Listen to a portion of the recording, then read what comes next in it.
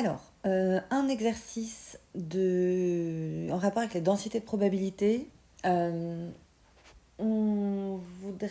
se donne une variable continue, donc variable aléatoire, x, dont la densité est fx de x égale a exponentielle moins valeur absolue de x, quel que soit x, dans R. Ok, donc fx, j'aime bien indicer la densité par la variable à laquelle elle se réfère, comme ça c'est clair. Et la question qu'on vous pose, c'est que doit valoir A pour que fx soit effectivement une densité de proba. Ce qui nous permet de nous rappeler un peu ce qu'est une densité de proba. Donc c'est une fonction qui est positive.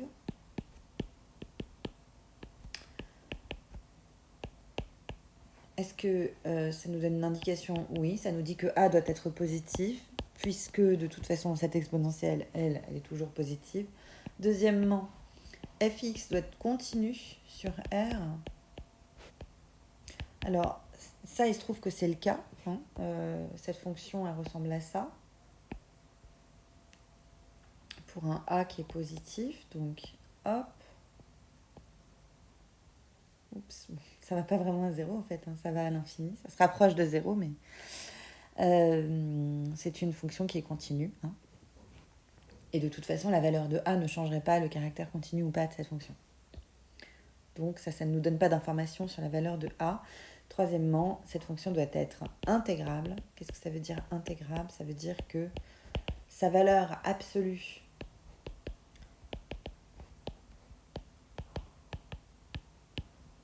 si vous prenez son intégrale, ça doit donner quelque chose de fini. Bon, il se trouve en l'occurrence qu'en fait la valeur absolue de cette fonction, c'est elle-même. Et on va voir qu'elle est intégrable sans problème et du coup que son intégrale en question,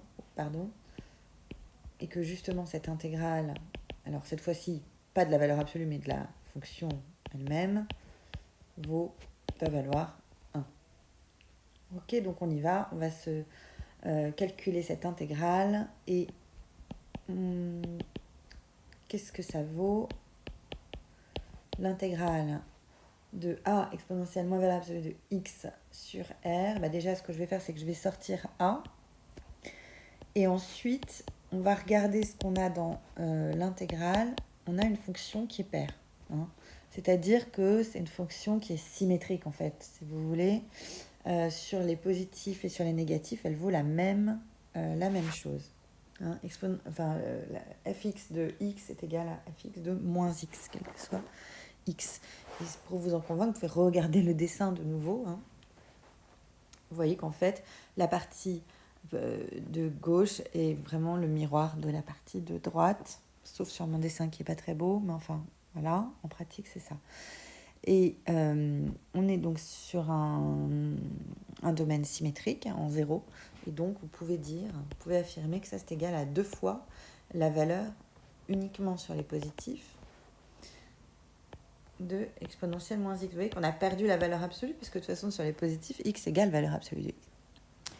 Et ça, cette intégrale-là, vous savez la calculer. Donc, sa primitive, c'est moins exponentielle moins x, entre plus l'infini et 0. Donc, ce truc-là vaut combien? Ça vaut limite 1 plus l'infini de exponentielle moins x, c'est-à-dire 0, moins 1. Puisque la valeur en 0 vaut moins 1, donc ça fait 1. Du coup, tout ça, ça vaut 2A. Donc A vaut 1/2, puisque l'intégrale doit valoir 1. Voilà, j'espère que c'est clair.